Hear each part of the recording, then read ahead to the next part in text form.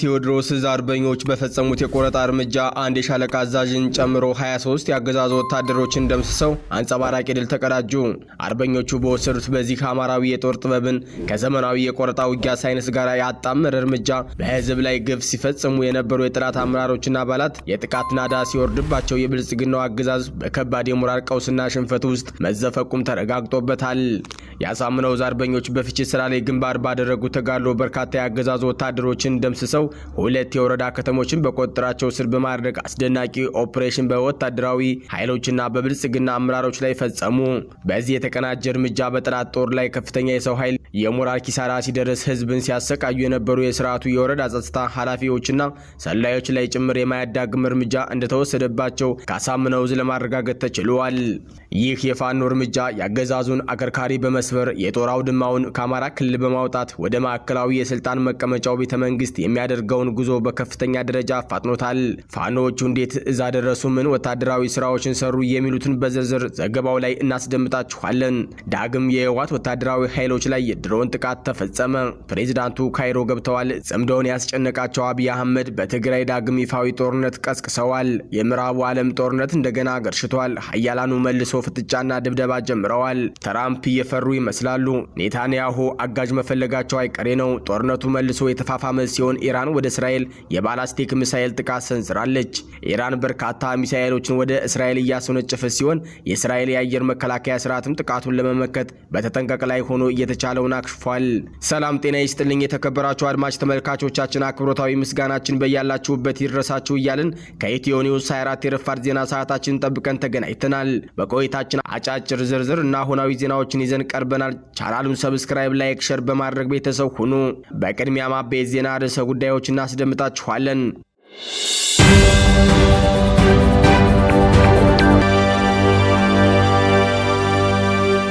በምኒልክ ዕዝ 104ኛ ኮር ስር የሚገኙ የአንድ ሬጅመንት አርበኞች በተንታ ወረዳ በፈጸሙት የስቦ መምታት እርምጃ የጠላትን ኃይል በማሽመድመድ በርካቶችን ደምስሰው የላቀ ወታደራዊ የበላይነታቸውን ማስመስከራቸው ታወቀ።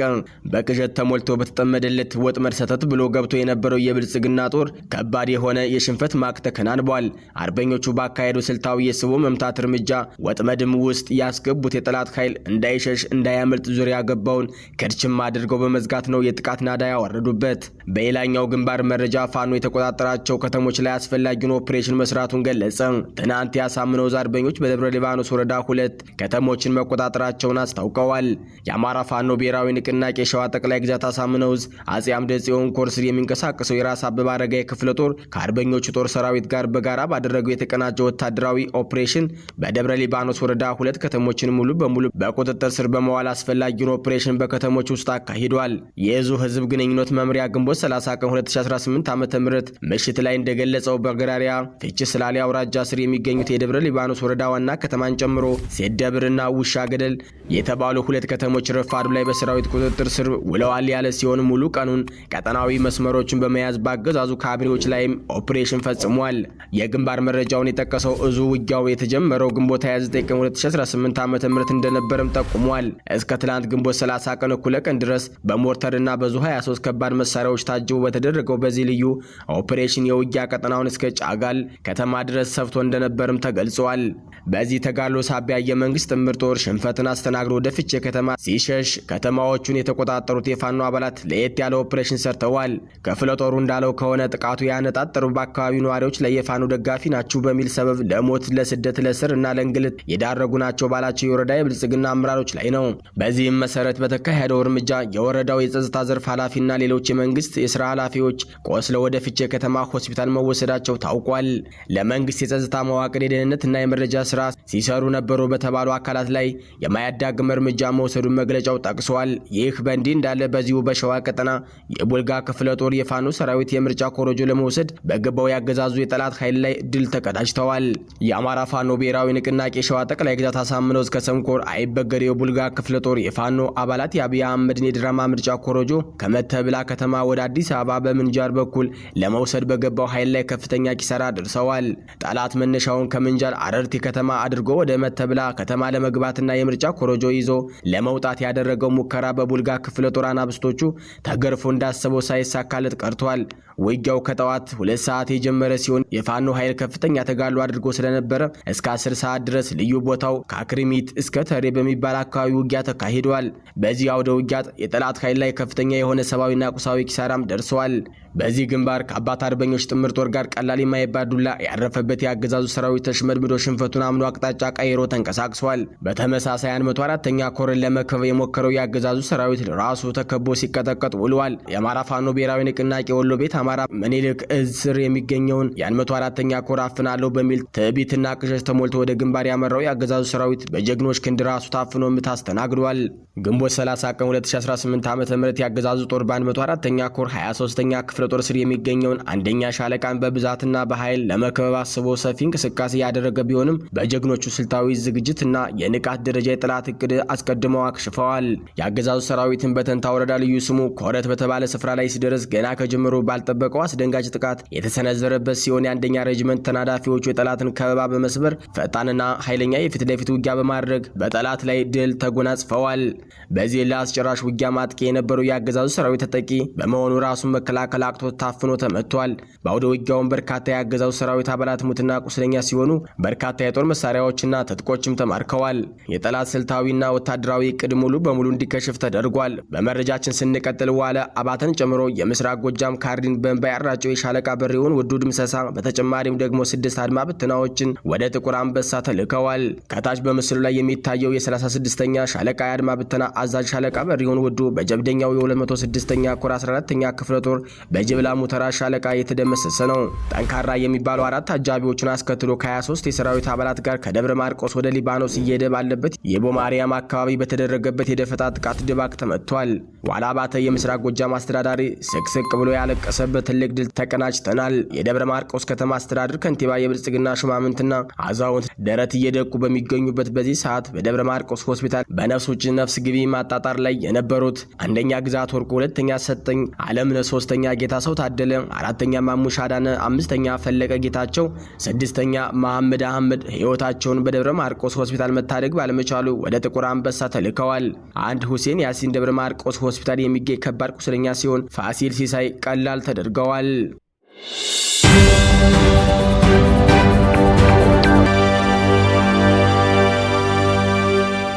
ከሰሜን ወሎ ዞንና ከወልዲያ ከተማ አስተዳደር የውስጥ አርበኞች በተገኘ መረጃ ላይ የተመሰረተ ነው የተባለና ከአማራ ፋኖ ብሔራዊ ንቅናቄ ምኒልክ ዕዝ የተሰጠ አስቸኳይ መግለጫ ወጥቷል። የብልጽግና መንግስት ከፍተኛ አመራሮች አብይ አህመድ ወይም ምክትላቸው ተመስገን ጥሩነህ በወልዲያ ከተማ የተሰራውን የኮሪደር ልማት ለመመረቅ ሰኔ 2 እንደሚጓዙ ማረጋገጣቸውን ዕዙ ገልጸዋል። ይህ የኮሪደር ልማት በአማራ ህዝብ ላይ እየተፈጸመ ያለውን ዘር ማጥፋት ለመሸፈንና ትኩረት ለመሰረቅ የታለመ ድግስ ነው ሲል መግለጫው ወንጅሏል። ለዚህ የድግስ ዝግጅት ድምቀት እንዲሰጡ የሃይማኖት አባቶችና የአገር ሽማግሌዎች፣ ታዋቂ ግለሰቦች፣ የቲክቶክ አንቀሳቃሾች ጭምር ጥሪ መደረጉን ሰምተናል ብለዋል። በዚህም በአርሲ ዞን ኦርቶዶክሳውያን በግፍ በተጨፈጨፉበትና አሁንም በስደት ላይ በሚገኙበት በዚህ ወቅት የሰሜን ወሎ ሀገረ ስብከትና የወልዲያ ከተማ አስተዳደር ቤተ ክህነት የሃይማኖት አባቶች በዚህ ያገዛዙ ዝግጅት ላይ እንዳይገኙበት ጥብቅ ጥሪ ቀርቧል። በአዲስ አበባ የነበሩ ከእምነቱ ውጭ የሆኑ አርቲስቶች ሳይቀሩ ለአርሲው ጭፍጨፋ ቅድሚያ በመስጠት የሙዚቃ ድግሶችን በሰረዙበት ሁኔታ በወልዲያ ከተማ የሚገኙ የሃይማኖት አባቶች ለህዝባቸው ሲሉ ይህንን ቀላል መስዋዕትነት መክፈል እንዳለባቸው መግለጫው አሳስቧል። ዕዙ በማስጠንቀቂያው ላይ ማክሰኞ የወልዲያ ከተማ የገበያ ቀን በመሆኑ ህዝቡ ለገበያ ሲወጣ አገዛዙ ለራሱ የፕሮፓጋንዳ ፍጆታ ሀገሩ ሰላም ነው፣ ልማት ነው በሚል ሊጠቀምበት እንደሚችል ጠቁመዋል። በመሆኑም በዕለቱ በተዘጋጀው የህዝብ ማታለያ ዝግጅት ላይ የተገኘ ማንኛውም አካል የሃይማኖት አባት፣ ታዋቂ ሰውም ሆነ ማህበረሰብ ከገዳዩ የብልጽግና አገዛዝ ለይተን አንመለከተውም፣ ለዚህም አስፈላጊውን እርምጃ እንወስዳለን ብለዋል። ይህንን መመሪያ ተላልፎ በሚገኝ በማንኛውም ግለሰብም ሆነ ቡድን ላይ ለሚወሰደው እርምጃ ዕዙ ኃላፊነት የማይወስድ መሆኑን በጥብቅ አሳስቧል። በሌላ መረጃ በትግራይ ክልል ዳግም የድሮን ጥቃት መፈጸሙ ተገለጸ። ትላንት እሁድ ግንቦት 30 ቀን አመሻሹ ላይ ከሽራሮ አቅራቢያ ሽምበኒላ በተባለ ስፍራ አዲስ የድሮን ጥቃት መፈጸሙ ታውቋል።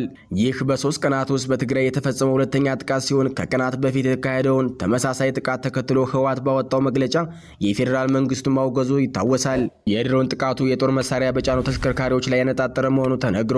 ከሁለት ቀናት በፊት የተካሄደው ጥቃትን በተመሳሳይ ወታደራዊ ተሽከርካሪዎችና ታጣቂዎች ላይ ያነጣጠረ እንደነበር ዘግይተው የወጡ መረጃዎች ማመላከታቸው አይዘነጋም። እነዚህ ጥቃቶች እየተፈጸሙ ያሉት ህወሓት ክልሉን ወደ ማስተዳደር መመለሱን ማሳወቁን እንዲሁም ጠቅላይ ሚኒስትር አብይ አህመድ በህወሓትና በኤርትራ መንግስት መካከል እየተደረገ ነው ያሉትን ግንኙነት ማውገዛቸውን ተከትሎ ነው። የድሮን ጥቃቱ በተፈጸመበት በዚህ ሰዓትም የኤርትራው ፕሬዝዳንት ኢሳያስ አፈወርቂ ግብጽ መግባታቸው ታውቋል። የፕሬዝዳንቱ የግብጽ ጉብኝት ትኩረት በውል ባይታወቅም ጠቅላይ ሚኒስትር አብይ አህመድ የህወሓትና የኤርትራ መንግስትን ጥምረት ከማውገዛቸውን ባለፈ በሁለት ቀናት የተፈጸሙት ጥቃቶች ከኤርትራ ድንበር አቅራቢያና የኤርትራ ሰራዊት አባላት በስፋት በሚታዩባቸው አካባቢዎች መሆናቸው ጥቃቱ በኤርትራና በህወሓት መካከል ተፈጥሯል በተባለው አዲስ ግንኙነት ላይ ያነጣጠረ መሆኑን ያሳያል ተብሏል። አዲስ ግንኙነት ላይ ያነጣጠረ መሆኑን ያሳያል ተብሏል። በጎንደር የ204ኛ አስቻለው ደሴ ኮር የፋኖ ኮማንዶ ሰራዊት አባላት ተመረቁ። በአማራ ክልል ጎንደር ቀጠና የሚንቀሳቀሰው የአማራ ፋኖ ብሔራዊ ንቅናቄ ጎንደር ጠቅላይ ግዛት በላይ እዝ ስር የሚገኘው የ204ኛ አስቻለው ደሴ ኮር በስሩ በሚገኘው እቴጌ ጣይቱ ክፍለ ጦር አማካኝነት ለወራት ወታደራዊ ስልጠና ሲሰጣቸው የቆዩት የፋኖ ኮማንዶ ሰራዊት አባላትን ግንቦት 30 ቀን በደማቅ ሁኔታ አስመርቋል። በዚሁ የምረቃ ስነ ስርዓት ላይ የኮሩ ዋና አዛዥ ሜጀር ጀነራል ተሾመ አበባውን ጨምሮ የዚህ የኮር እና የክፍለ ጦር ከፍተኛ አመራሮች ተገኝተዋል። ከተባባሪ አካላትም የሃይማኖት አባቶች፣ የሀገር ሽማግሌዎች፣ የአካባቢ ወጣቶችና የማህበረሰብ አባላት በክብር እንግድነት ተሳትፈዋል። በምረቃ መርሃ ግብር ላይ ንግግር ያደረጉት ክቡር እንግዳ አዲስ የተመረቀው የኮማንዶ ኃይል የአማራን ህልውና ከመጠበቅ ባሻገር ለህዝቡ ዋስትናና ጋሻ በመሆን ረገድ ትልቅ ወታደራዊ አቅም የሚፈጥር ጠንካራ አሸናፊ ኃይል መሆኑን ገልጸዋል። የወታደራዊ ስልጠና ንድፈ ሀሳብ ከተግባራዊ ልምምድ ጋር አጣምረው መውሰዳቸው ተገልጸዋል። የሰለጠኑበትን ጥበብና ወታደራዊ ዝግጁነታቸውን የሚያሳዩ የማርሽ ትርኢቶችና የተለያዩ ልዩ ወታደራዊ ትዕይንቶችን ለታዳሚው አቅርበዋል። በስልጠናው ወቅትም ከፍተኛ ውጤትና የላቀ አርአያነት ላሳዩ የኮማንዶ አባላት የእውቅናና የሽልማት አሰጣጥ ተከናውኗል። ኮሩ የተጣለበትን ታሪካዊ ኃላፊነት ለመወጣትና የህዝቡን ዘላቂ ሰላም ለማረጋገጥ እንዲያስችለው መሰል የሰው ኃይል ግንባታዎችና የወታደራዊ አቅም ማጠናከሪያ ስራዎችን አጠናክሮ እንደሚቀጥል አስታውቋል።